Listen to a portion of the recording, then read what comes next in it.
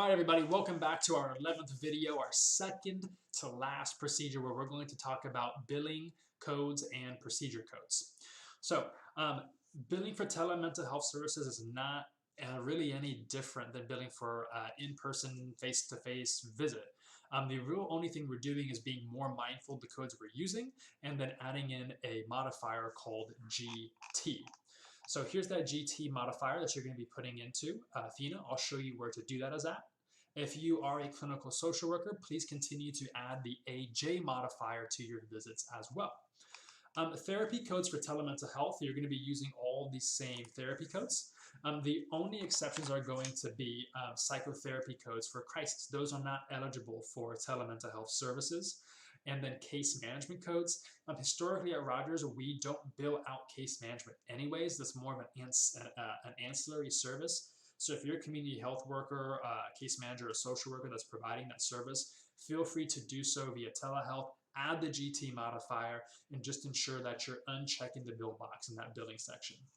As far as my psychiatrists and nurse practitioners goes, all of your codes are pretty much good to use. For all of us on that cheat sheet that I have for you on the billing codes, you're going to see that some of those codes are denoted with an asterisk at the end of it that indicates that code is good for telehealth services. Psychiatrists, nurse practitioners, as far as your office visit codes are concerned, best practice generally says that a 99213 is as high as you can go unless you figured out some way to do some type of physical exam that would have not been available during many telehealth services. Now, I will say that some of the clients that come and see us are more medically complex, and that alone is enough to warrant a 99214, which you can bill via telehealth. So please, I encourage you to do so. Just think about the presenting symptoms of the client, the situation, and then anything that you did during that service that would warrant that 214 or even a 215.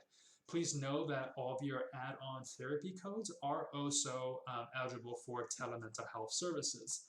Now, providers, I just want you to know that on the billing side of it, the billing team side, they will be using a 02 place of service code. There is nothing you need to do about this. This is really just for your information.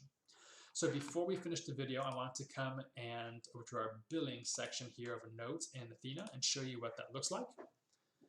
So if we were to do a 90834 for a therapy session for a therapist, it's right there.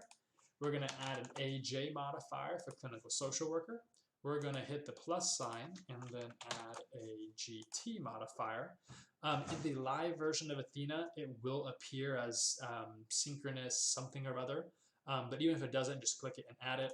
Units will be 1, and then you'll add in whatever your diagnosis code is here, right there. And that's how you complete it. Psychiatrists would do the same code, stick it in there, and you'll add only the GT modifier unless there's a reason for you to add any other modifiers. If it were case management, you would put in your code, complete this all the same, and then this box here, you would make sure that it's left unchecked when you hit saved and mark reviewed. So that is how you complete your billing section, and we're going to move on to our next video and our final procedure, the internal and external interpreter procedures for telehealth. I will see you there.